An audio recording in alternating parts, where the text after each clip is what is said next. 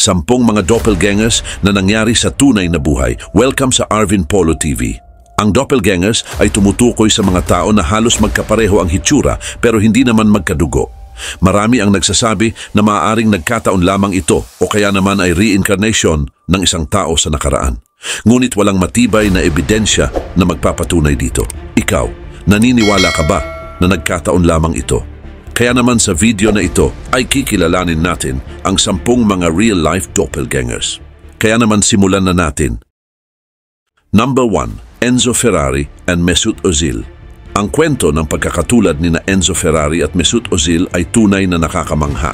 Si Enzo Ferrari ay ipinanganak noong February 20, 1898 sa Modena, Italy. Kilala siya bilang founder ng Ferrari na isang sikat na brand ng kotse. Naging matagumpay siyang racer at kalaunan ay nagtayo ng isang kumpanya ng mga luxury sports car. Ngunit namatay siya noong August 14, 1988. Samantala, si Mesut Ozil naman ay isang professional soccer player na ipinanganak noong October 15, 1988 sa Gelsenkirchen, Germany. Kilala siya sa kanyang husay bilang midfielder, lalo na sa pagbibigay ng mga chances para sa kanyang mga kasamahan sa team. Nakilala siya sa paglalaro para sa mga club tulad ng Real Madrid at Arsenal at naging bahagi rin siya ng national team ng Germany na nanalo ng FIFA World Cup noong 2014. Ang pagkakahawig ng kanilang mga mukha ay talagang kahanga-hanga. Kapag tiningnan mo ang kanilang mga larawan, ay mahirap paniwalaan na hindi sila magkamag-anak. Pareho silang may malalim na mga mata, mataas na kilay at halos magkaparehong facial features. Ang kanilang mga larawan kapag pinagsama ay nagpapakita ng isang kapansin-pansing pagkakahawig na parang nagmula sila sa iisang pamilya kahit wala naman silang ugnayan sa isa't isa. Ang ganitong uri ng pagkakahawig ay bihira lamang ngunit nakakagulat. Ang mga scientist at eksperto sa genetics ay nagsasaliksik ng mga ganitong kaso upang maunawaan kung paano nagkakaroon ng halos magkaparehong hitsura ang mga tao mula sa magkaibang lahi at panahon. At kahit walang tiyak na paliwanag, ay may mga teorya na ang combination ng mga gene mula sa magkaibang pamilya ay maaaring magresulta sa halos magkaparehong hitsura. Sa kultura at kasaysayan, ang konsepto ng mga doppelganger ay matagal nang tinutukoy bilang mga misteryosong nilalang na kayang magpanggap bilang ibang tao. Ngunit sa makabagong panahon, ang pagkakatulad ni Ferrari at Ozil ay nagbibigay ng mas positibong pananaw sa idea ng mga doppelganger na nagpapakita ng ganda at misteryo ng personality ng tao. Ang ganitong mga kwento ay patuloy na nagiging paksa ng pag-uusap at debate, hindi lamang sa mga tagahanga ng sports at kotse, kundi pati na rin sa mga nag-aaral ng human genetics at anthropology.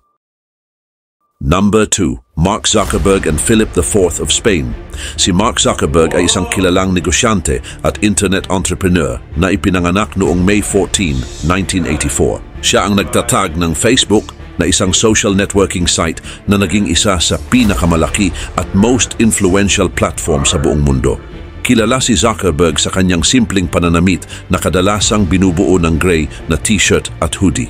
Ang kanyang hitsura ay madalas na itinuturing na makabago, ngunit nakakatuwa itong ikumpara sa isang historical person mula sa nakaraan.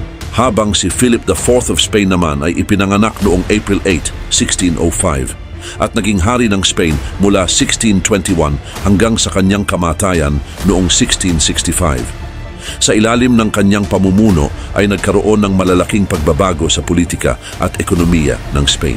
Mahilig din siya sa sining, kung kaya't maraming magagandang likha ang umusbong noong panahon niya. Si Philip IV ay madalas inilalarawan bilang isang hari na may makapal na buhok, matalim na mga mata at isang magalang kapag tumitindig. Sa unang tingin ay tila walang ugnayan ng dalawang tao na ito mula sa magkaibang panahon. Subalit, ang kanilang mga larawan ay nagdulot ng maraming comments at joke sa social media dahil sa kanilang pagkakatulad. Si Zuckerberg at Philip IV ay parehong may mahabang mukha, prominent eyes at isang kakaibang aura. Ang mga larawan ni Philip IV na ipininta ni Diego Velázquez na isang kilalang painter noong panahon niya ay nagpapakita ng isang mukha na halos kapareho ni Zuckerberg, lalo na kapag tiningnan sa isang makabagong pananaw. Ang ganitong phenomenon ay nagpapakita ng kapangyarihan ng doppelganger sa kilalang kultura. Ang idea na ang dalawang tao mula sa magkaibang panahon ay maaaring magkapareho ay nakakaaliw para sa maraming tao. Ngunit sa kabilang banda ay maaari itong magdulot ng aliw at interes sa social media, pero sa mas malalim na pagtingin ay ipinapakita nito na may pagkakaugnay ang mga tao kahit magkaiba ng panahon at lugar. Ang pagkukumpara kina Zuckerberg at Philip IV ay nagpapaalala na ang kasaysayan at kasalukuyan ay maaaring magtagpo sa mga hindi inaasahang paraan. Karagdagan pa, ang idea ng doppelganger ay may implication din sa psychology at kultura. Ang pagkakaroon ng kamukha ay maaaring magdulot ng mga tanong tungkol sa ating identity at kung paano tayo nakikita ng iba. Number 3, Jennifer Lawrence and Zubaida Tharwat. Ang pagkakahawig ni na Jennifer Lawrence at Zubaida Tharwat ay naging usap-usapan dahil sa kanilang magkaparehong hitsura sa kabila ng kanilang magkaibang pinagmulan at panahon kung kailan sila nabuhay. Si Jennifer Lawrence ay isang sikat na American actress na kilala sa mga pelikula tulad ng The Hunger Games at Silver Linings Playbook. Ipinanganak siya noong August 15, 1990 sa Louisville, Kentucky, USA. Kilala siya hindi lang sa kanyang husay sa pag-arte kundi pati na rin sa kanyang kagandahan, malaanghel ang mukha, kulay blue ang mga mata at kakaibang charm na kinagigiliwan ng marami. Samantala, si Zubaida Tharwat naman ay isang bantog na actress mula sa Egypt noong 1950s hanggang 1970s. Ipinanganak siya noong June 15, 1940 sa Alexandria, Egypt. Kilala siya sa mga pelikula tulad ng There is a Man in Our House at The Thin Thread. Mayroon siyang classical beauty, attractive eyes at hitsura na parang isang reyna mula sa ancient Egypt. Napansin ng mga fans at media ang kanilang pagkakahawig. Ang kanilang mga mata, ilong at hugis ng mukha ay halos magkapareho, na para bang sila ay magkamag-anak o iisang tao lamang sa magkaibang panahon. Kapag tinitingnan ang mga larawan ni Tharwat noong kabataan niya at mga kasalukuyang larawan ni Lawrence, ay mapapansin agad ang kanilang pagkakapareho. Ito ay para bang si Lawrence ay isang reincarnation ni Tharwat. Ang idea ng pagkakaroon ng doppelganger ay matagal ng bahagi ng mga alamat at kwentong bayan. Sinasabi na bawat tao ay may isang kambal na may eksaktong kaparehong hitsura na nabubuhay sa ibang lugar o panahon. Ito ay nagbibigay daan sa mga haka-haka at tanong tungkol sa posibilidad ng mga multo, reincarnation o simpleng pagkakatulad dahil sa limitadong genetic variations ng tao. Sa kaso ni na Lawrence at Tharwat, bagamat walang eksaktong paliwanag kung bakit sila magkamukha, ang kanilang pagkakahawig ay nagdulot ng malaking interes at pagkamangha. Ang kanilang kwento ay nagiging inspirasyon din sa mga taong nais maniwala na may kakaibang koneksyon ang mga tao kahit magkaiba ang oras at lugar. Number 4. Queen Latifah and Zora Neale Hurston. Ang totoong pangalan ni Queen Latifah ay Dana Elaine Owens. Ipinanganak siya noong March 18, 1970. Siya ay isang kilalang rapper, singer at actress sa Amerika. Sumikat siya sa music at pelikula. Lumabas siya sa mga pelikulang Chicago, Hairspray at Girls Trip. Aktibo rin siya sa pagsusulong ng karapatan ng kababaihan at mga African American. Habang si Zora Neale Hurston naman ay ipinanganak noong January 7, 1891. Siya ay isang kilalang writer, anthropologist at African American filmmaker. Isa siya sa mga pangunahing tao sa Harlem Renaissance noong 1920s na isang panahon kung kailan umusbong ang sining at literature ng mga African American. Ang kanyang mga akda tulad ng Their Eyes Were Watching God ay nagbibigay ng mahalagang pananaw sa buhay at kultura ng mga African American. Bilang anthropologist ay naglakbay siya sa iba't ibang lugar sa Amerika at Caribbean upang pag-aralan ang mga tradisyon ng mga tao. Subalit, pagdating sa kanilang doppelganger ay hindi literal na mayroong tao na kamukhang kamukha nila. Pero pwede nating tingnan ang kanilang mga epekto sa kani-kanilang larangan at kung paano sila magkatulad sa ilang aspeto. Pareho silang naging mahalagang tao sa kani-kanilang panahon. Naging boses sila ng kanilang komunidad, nagdala ng bagong pananaw sa kanilang sining at nagbigay daan sa iba pang mga artista at writer. Ang kanilang contribution sa kultura ay hindi matatawaran. Si Queen Latifah sa kanyang music at pelikula ay nagsilbing representation sa mga African American sa mainstream media Ang kanyang mga kanta ay naglalaman ng mga mensahe ng empowerment at paglaban sa discrimination, habang ang kanyang mga pelikula naman ay nagpapakita ng malalim na emosyon at comedy na konektado sa iba't ibang aspeto ng buhay. Habang si Zora Neale Hurston naman ay nagbigay diin sa kahalagahan ng pag-unawa sa sariling kultura at kasaysayan.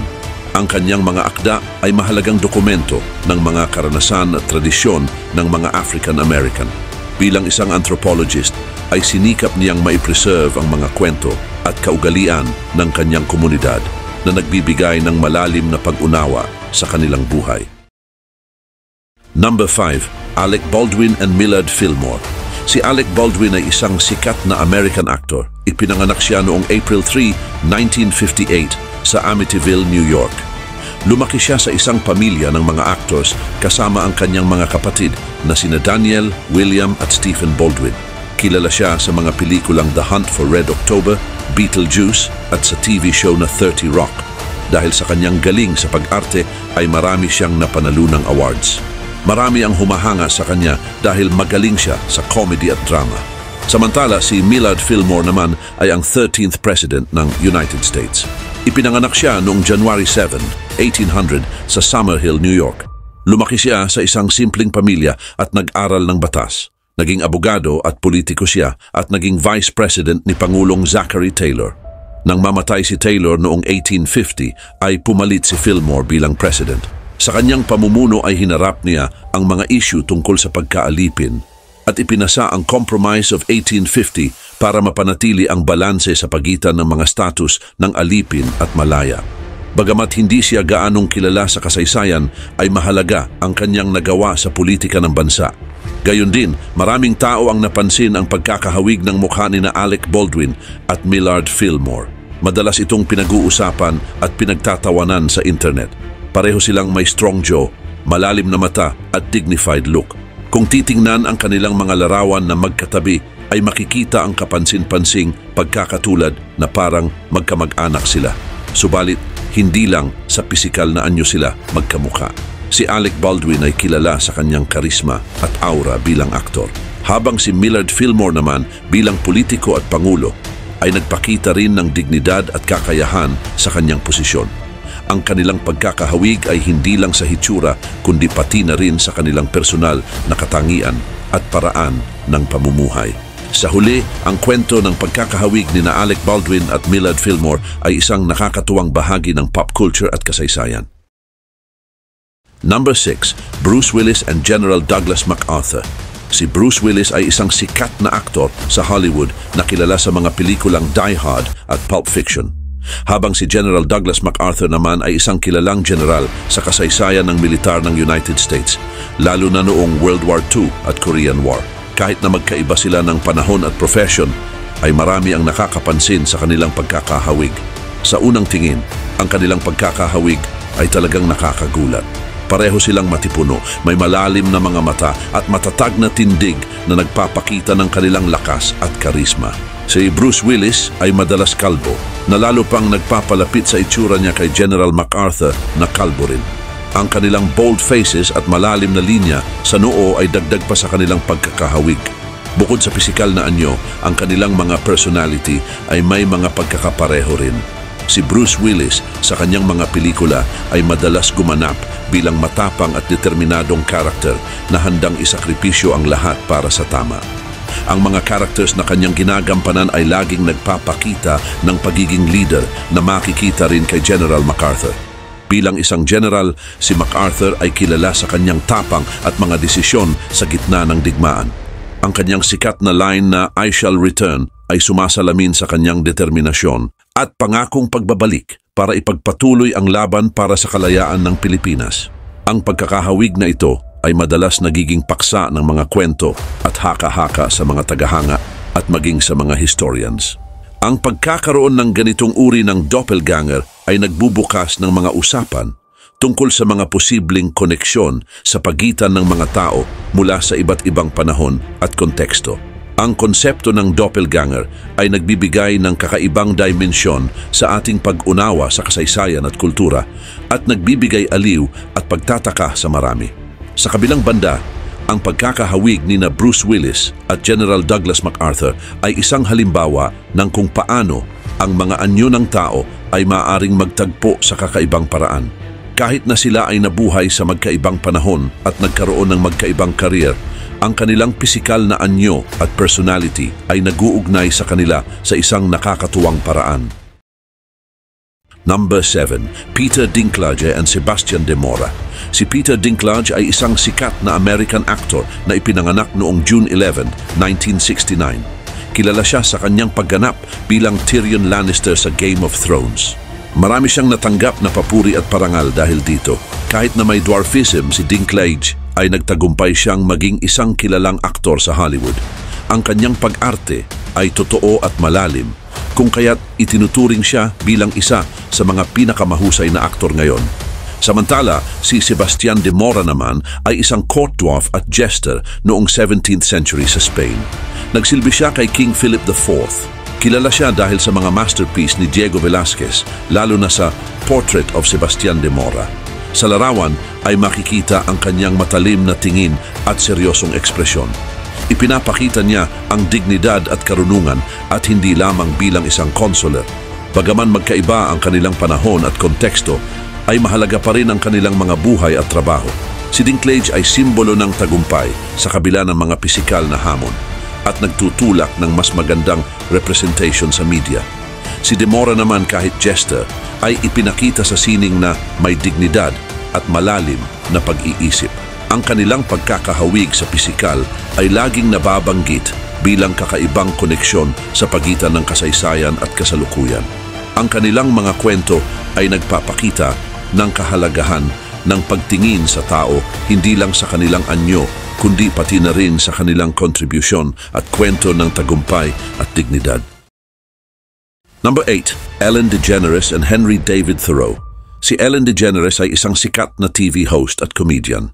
Maraming nakapansin na kamukha niya si Henry David Thoreau, na isang writer noong 19th century. Pareho silang may light-colored hair, matalim na mga mata at magkahugis din ang kanilang mukha. Kahit magkaiba ang kanilang trabaho, ay kapansin-pansin ang kanilang pagkakahawig.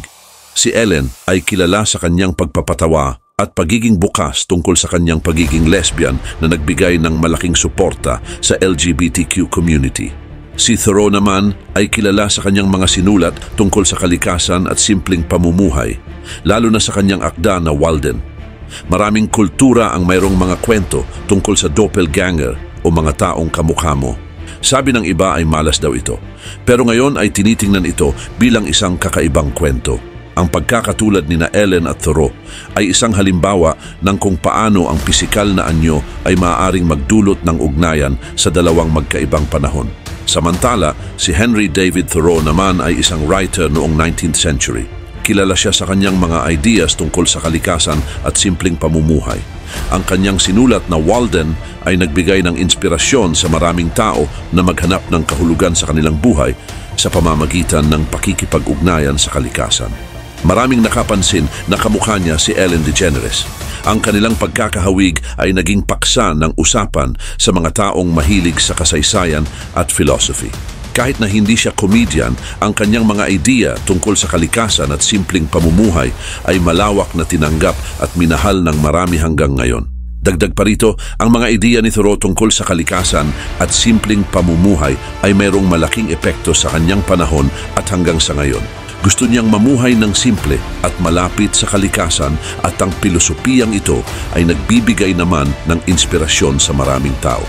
Ang kanyang mga sinulat ay nagpapakita ng kanyang pananaw sa buhay at pagnanais na makahanap ng kahulugan sa pakikipag-ugnay sa kalikasan. Number 9. Sylvester Stallone and Pope Gregory IX. Si Sylvester Stallone ay isang kilalang aktor at direktor sa Hollywood. Sikat siya sa kanyang mga role bilang Rocky Balboa sa Rocky at John Rambo sa Rambo. Mayroong isang lumang picture mula sa late 1800s na nagpapakita ng isang lalaking kamukhang-kamukha ni Stallone. Ang lalaking ito ay may parehong hugis ng mukha, matalim na mga mata at masculine body.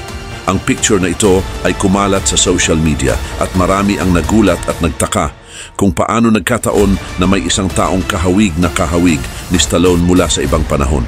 Samantala, si Pope Gregory IX ay naging Pope ng Simbahang Katoliko mula 1227 hanggang 1241.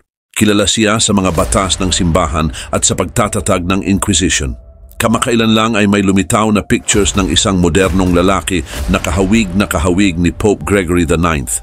Ang lalaking ito ay may parehong hugis ng mukha, pointed nose, at malalim na mga mata tulad ng mga sculpture at painting ni Pope Gregory IX. Ang litrato ng modernong doppelganger ay kinunan sa isang pampublikong lugar na nagdulot ng usap-usapan at interes sa posibilidad ng reincarnation o genetic coincidences. Kaugnay pa nito, ang idea ng doppelganger ay nagmula sa mga kwentong bayan ng Europe. Noon, ang pagkakita sa sarili mong doppelganger ay itinuturing na masamang palatandaan o palatandaan ng paparating na kamatayan. Ngayon, ito ay naging mas nakakatuwa at nakakakilig na konsepto. Ang mga halimbawa ni na Sylvester Stallone at Pope Gregory IX ay nagpapakita kung paano naghahanap ang mga tao ng koneksyon sa pagitan ng kasalukuyan at nakaraan sa pamamagitan ng pisikal na pagkakahawig. Bagaman walang scientific evidence na nagpapatunay sa doppelganger bilang isang paranormal event, ang mga kwento at pictures ay patuloy na pumupukaw ng interes at imagination ng marami. Maraming teorya ang nagpapaliwanag kung bakit may mga taong magkamukha kahit na magkalayo sila ng panahon. Isa sa mga posibleng paliwanag ay ang limitadong bilang ng genetic combinations na nagre-resulta sa magkatulad na facial features. Ang iba naman ay naniniwala sa reincarnation, kung saan ang kaluluwa ng isang tao mula sa nakaraan ay maaaring bumalik sa kasalukuyan. Ngunit ang pinakamadaling paliwanag ay ang pagkakataon o coincidence. Ang mukha ng tao ay may limitadong variation sa mga pangunahing features, kung kaya't hindi malayong makahanap ng dalawang taong magkamukha kahit na mula sa magkaibang panahon o lugar. Number 10. Maggie Gyllenhaal and Rose Wilder Lane. Si Maggie Gyllenhaal ay isang kilalang American actress na ipinanganak noong November 16, 1977. Galing siya sa isang pamilya na nasa industriya ng pelikula. Ang kanyang ama na si Stephen Gyllenhaal ay isang direktor at ang kanyang ina naman na si Naomi Foner ay isang writer ng mga pelikula. Ang kanyang kapatid ay si Jake Gyllenhaal na isa ring sikat na aktor. Kilala si Maggie sa kanyang mahusay na pag-arte sa mga pelikula tulad ng Secretary, The Dark Knight at Crazy Heart. Marami siyang natanggap na awards tulad ng mga nomination sa Academy Awards at Golden Globe Awards. Samantala, si Rose Wilder Lane naman ay isang kilalang American writer at isa sa mga nagtatag ng modern libertarian movement. Ipinanganak siya noong December 5, 1886. Siya ay anak ni Laura Ingalls Wilder, ang author ng sikat na series na Little House on the Prairie. Kilala si Rose dahil sa kanyang mga sanaysay, nobela at mga articles tungkol sa kalayaan at karapatan ng bawat tao. Malaki rin ang kanyang naging impluensya sa kanyang ina, lalo na sa pagsulat at pag-edit ng mga librong Little House. Gayon din, ang pagkakapareho ni na Maggie Gyllenhaal at Rose Wilder Lane ay hindi lang sa kanilang itsura kundi pati na rin sa kanilang mga katangian. Pareho silang matapang, malalim mag-isip at mahusay sa kanilang larangan. Si Maggie ay magaling sa pagganap sa kanyang mga pelikula, habang si Rose naman ay mahusay magsulat tungkol sa mga idea na kanyang pinaniniwalaan. Kahit na magkaiba ang kanilang panahon, ay malaki ang naiambag nila sa kanilang mga larangan. Pareho silang matatag at may sariling paninindigan. Si Maggie sa kanyang mga pelikula ay nagpapakita ng iba't ibang aspeto ng pagiging tao tulad ng mga kahinaan at lakas. Habang si Rose naman sa kanyang mga sulatin ay nagbibigay diin sa kahalagahan ng kalayaan at karapatan ng bawat isa. At kung titingnan sa mas malalim na pananaw, ang kanilang pagkakahawig ay nagpapakita ng koneksyon sa pagitan ng sining at literature. Pareho silang gumagamit ng kanilang talento upang ipakita ang mga komplikadong bahagi ng buhay at lipunan.